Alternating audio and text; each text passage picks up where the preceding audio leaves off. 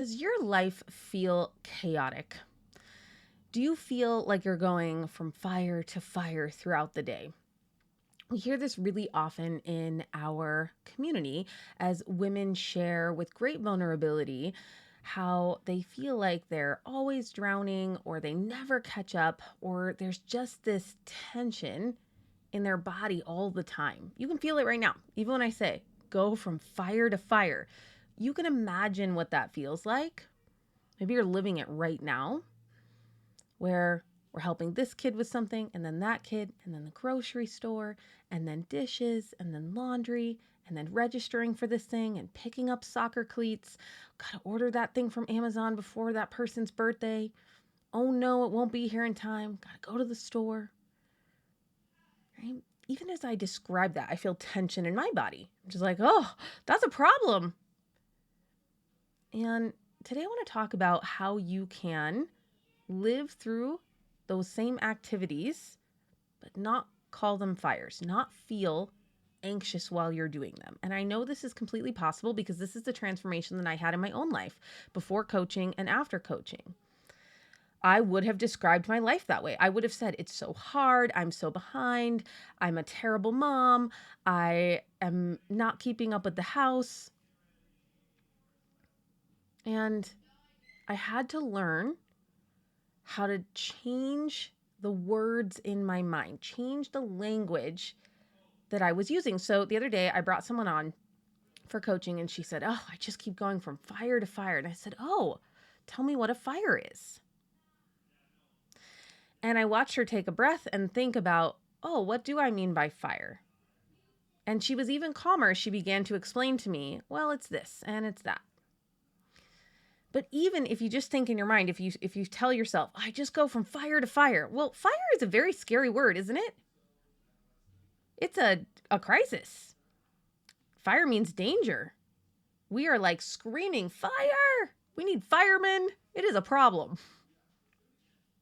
Instead of saying, my 3-year-old needed me to tie their shoes. My 7-year-old wanted to ask me a question about whether or not we were going swimming today. And my 12-year-old was pouting about having to do the dishes. And all 3 of them were talking to me at the same time. And I don't love that 3 people are talking to me at the same time, but it's not a fire. Now, a lot of noise can feel assaultive to your body, right? So your body can be like, oh, there's a lot of noise. There's probably a fire. Because throughout human history, that's kind of how we've been trained, right? We've been trained to listen to a lot of noise and perceive it as danger, or to lift our heads up and go, oh no, what's wrong? Where's the source of danger? And so when you have a lot of kids or little kids around you all the time creating a lot of noise, it can feel like you are living in a constant state of danger. And I've shared this, I think, in one of the recent episodes, but certainly in our coaching community, I've been sharing that I'm telling myself very often, you are safe and you are loved. You are safe and you are loved. And the other day, we had extra kids over. So we had, I think, 4 extra kids plus my 6 kids. So there were 10 kids. And they were all chatting. No one was crying. There wasn't a problem, but they were all talking to each other. And then 2 of them were trying to talk to me. So I put my hand up and I said, hey, everybody, eyes on me. And I said, do you notice that for the most part, adults don't all talk at the same time? And I kept my voice calm as I explained to them. It is very painful to our brains when there are multiple people talking at the same time, particularly at us. It is why we train our children that when 2 adults are speaking, that they can speak quietly or they must wait to ask us a question. Many of you have heard this activity, this exercise where a kid puts their hand on you, which means I have a question. You put your hand on them, on their hand, which means I acknowledge that you have a question. And then when there's a break in the conversation, you turn to the child and you say, yes, can I help you? And so we don't have a straight up like, you must never talk at all when adults are talking, but we are actively teaching our children. Do you see that these 2 adults are having a conversation right now? You may speak quietly over there. Right? So we want to find this balance between what parenting was in the 50s, which was like crushing and like what you want doesn't matter and don't speak. And it was a little strong. versus like, oh, you just get to have whatever you want, do whatever you want, and interrupt us whenever you want. Okay. We want to find a balance. And for us, we've just kind of landed on this. Please be aware of what's going on around you. And then you can come signal to me that you need something. And we also ask them, like, I want you to think twice whether this is important right now. Because I will say to them often, what you want is important to me. I want to talk to you about the things that are important. But some things can wait until the evening when the little boys are sleeping. And so the girls are really beginning to understand that, like, oh, okay, not everything, like they'll come bounding up to me like, Mom, I want to talk about my birthday. I'm like, yes, I love you. I really want to talk to you about your birthday, but it's in 3 weeks. So can we do that tonight when the boys go to sleep? And I'm explaining some of these kind of parenting strategies that we're trying out so you can see how I'm problem solving actual behavior of the children. I'm not just in my mind letting them act however they want and then telling myself, oh, this is fine. This shouldn't bother you.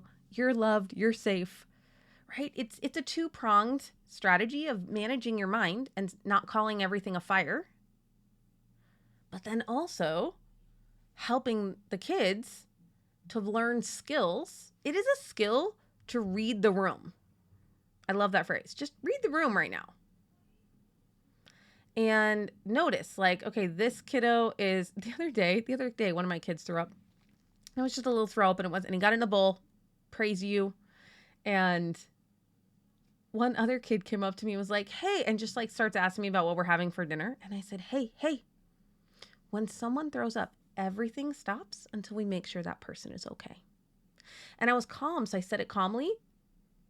And I was only able to do that because I've been practicing this for a few years now.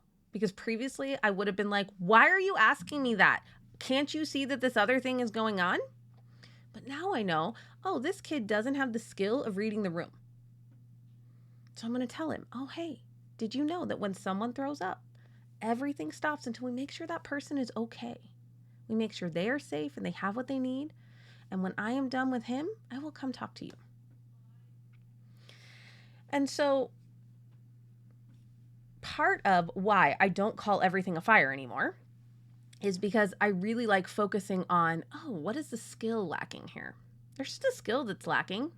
And I do it with myself too, right? Because there are things that you wish you were doing, behaviors you wish you had that you're not doing consistently. And it's just a skill that needs to be practiced. So if you find that your life feels like chaos and you're going from fire to fire, I want to give you some hope. It does not have to be like that. My life is so full now, and we often have more kids. My husband just went on a one-night camping trip, and he came back with 6 other kids from 3 families. 2 kids each from 3 families. Brings them back, which is totally fine with me. And so then we just had 12 kids. And we have a magical property with zip lines and a trampoline and a pool, and it's very fun, and we love having children over. And I know that that's going to increase the noise, but I know how to manage my mind around that. I know how to say, okay, there's going to be a lot of people here.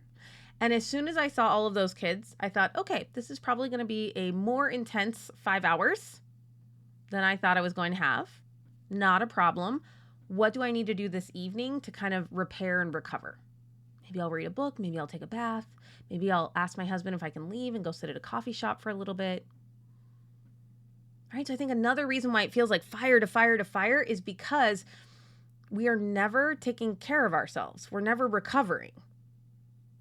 So imagine if there really was a fire, you would gather all this cortisol and energy and people, and you would go fight the fire. And then you'd be exhausted, and you would come home and you would like sleep, drink lots of water, and not do anything for a couple days probably. But instead, in our mind, we're living this fire to fire to fire, and then we're not recovering and taking care of ourselves. So the first step is having hope. That is the first step, is just making a crack in your heart or a crack in your brain to go, what if it's true that I don't have to live like this? And that is a really hard step. I want you to know, when you are underwater or when you're in the darkness, it is really hard to reach for that first flicker of light. And I think praying for the Holy Spirit to give you wisdom or inspiration or the gift of knowledge corresponds with the virtue of hope. And saying, Lord, I feel like I'm in the darkness. I want to see your light. The first step is hope. If you do not have hope, you will not take action that improves your life.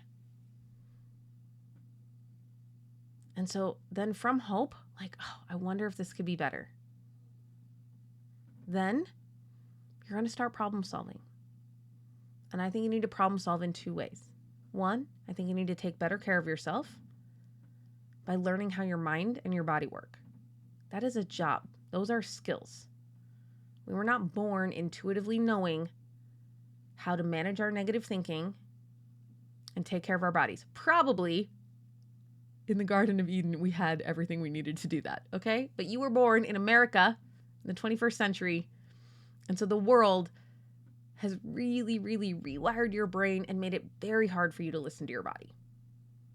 Okay, so I don't want you to think anything is wrong with you. You just live in an environment that has made those natural signals really hard to hear, but it is totally possible to learn about your mind and your body. Okay, so you got to take care of you. And then you want to problem solve the things in your life.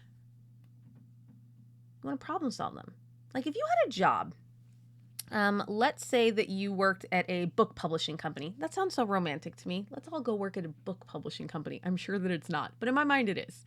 Like there are people who read the manuscripts and then books are chosen and then covers are designed and then launches are planned and then they release the book and then they're paying attention to the charts. They're booking that author on a speaking tour. So cool. All these things. Okay. But that job, just like all jobs, is about problem solving. They're like, the first problem is, which manuscripts do we choose? How do we say no? How do we say yes? What's our process for onboarding an author? And they had to do that poorly until they figured that out. And then at each step of the, book publishing process, it's just problem solving. And whatever they were doing 10 years ago isn't working right now. I don't even have to be in the book publishing industry to know that they're like, oh, it's different. People consume information differently. The way we launch and promote authors is totally different now. And so they're constantly problem solving.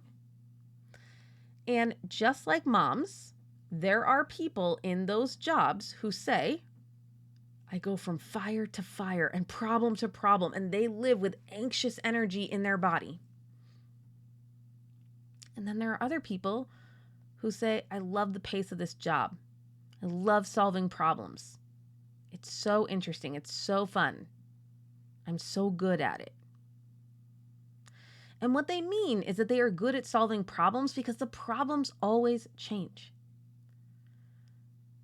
And it doesn't mean that encountering a problem doesn't create discomfort. It always does. It's never like we're floating on a cloud like, oh, I love this problem, right? But when we add resistance or guilt or shame on top of a problem, it feels bigger. And now we're calling it a fire, right? Now we're calling it a fire. Instead of, we'll go back to motherhood, just being like, oh yeah, this is just one of those parenting milestones. This is what this kid needs right now. This is a parenting problem that I'm solving. This is a house problem that I'm solving. This is a financial problem that we're solving. When we have acceptance of these challenges and these obstacles that God puts in front of us, and we're not resisting them, right? Because a fire shouldn't be happening, right? When there's a fire in a house, it's a problem. It shouldn't be happening. We got to put it out. But your children should misbehave, right? God designed the family unit to be a place to grow in virtue. So your children absolutely should be misbehaving in your house and sinning and living in vice as you train them to live with virtue. That is absolutely the purpose of your home, right? Our job as parents is to know, love, and serve the Lord, and then teach our children to do the same. And so learning virtue and struggling with it and practicing it is their work, and it is your work too. And it is not a fire.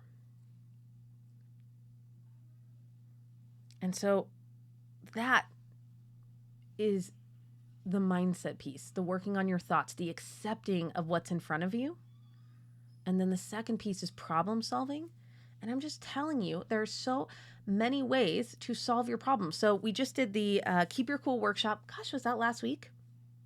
Might have been 2 weeks ago. And it was fantastic. And so many women came, and I taught all these tools for managing your mind, connecting with the Lord, and then problem solving. And so we talked a lot about practical things like meal planning and wet towels and sassy teenagers, just real things that moms struggle with. And a lot of times someone would ask me a question and I would say, yeah, go put that in Pinterest. And I didn't say that to be dismissive or to not have to answer the question, but I wanted to train them. That is a very easy problem to solve. You're going to go to Pinterest and put it in and pick something. And I said, but the real issue is that you guys aren't putting problem-solving research on your calendar. So even if we do problem-solving research, a lot of time we're doing it for being totally freaked out. Like, it's terrible and I'm a bad mom and everything's on fire. And then we're doing research. But how well do you think you research when you're in that place? Not very well. But instead, if you just say like, okay, I've got a kiddo and he's hitting a lot. I wonder how parents deal with a kid who hits a lot. I'm going to put 30 minutes on my calendar, Saturday morning, Sunday afternoon, and I'm going to sit down at my computer with the intention of researching kiddo hitting a lot. That's it. But when your mind is right about your job as a mom, you drop into your natural intuition of solving problems. You know what your kids need and you know where to go to find the information. And I have lived through several of my friends having very complex medical issues, either with themselves or with their kids. And I always say, okay, but you know what to try next. Because it can feel really discouraging when we've been trying to solve a problem for a long time and we feel deflated and we want to give up. And I'm like, oh, I know. That does feel terrible. But I want you to trust the Lord and ask yourself, what's the next thing that we need to try? And so if you find yourself living in chaos, going from fire to fire to fire, I want to invite you to come join our Catholic mom community.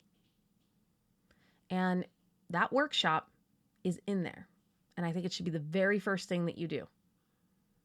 And after only 3 hours, you will know how to manage your thinking, how to connect with the Lord to find out what He wants you to do for your family, and how to problem solve better than you are right now. I wish I could give every Catholic mom the gift of those 3 skills, and they are just skills. And you can begin to practice them. And then when unexpected things happen, when humans are humaning in your house, you can just roll with it. You can have the presence of mind to calmly say, let me teach you guys something right now. Let me show you how to read the room. Let me show you what it looks like to be polite and thoughtful.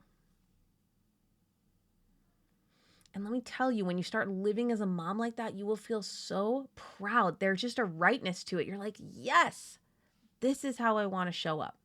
And I don't show up like that 100% of the time, but it is radically more than I used to. And I'm so proud of that. And I want to do that in other areas of my life where I want to identify skills that I don't have or have well, and I want to practice them. And I think this is what it looks like to become saints, to become the best versions of ourselves, to grow in virtue. And I think we can let God and the Holy Spirit guide where we should be growing. It should be a prayerful process to say, Lord, what do you want me to be learning? What do you want these kids to be learning? And He will tell you. He will. You have a natural gift for knowing what your home needs, what your family needs. I hope this episode gives you hope. It's the first step, just a crack to believe. What if it's possible? Thank you so much for listening. And remember, you were made for greatness.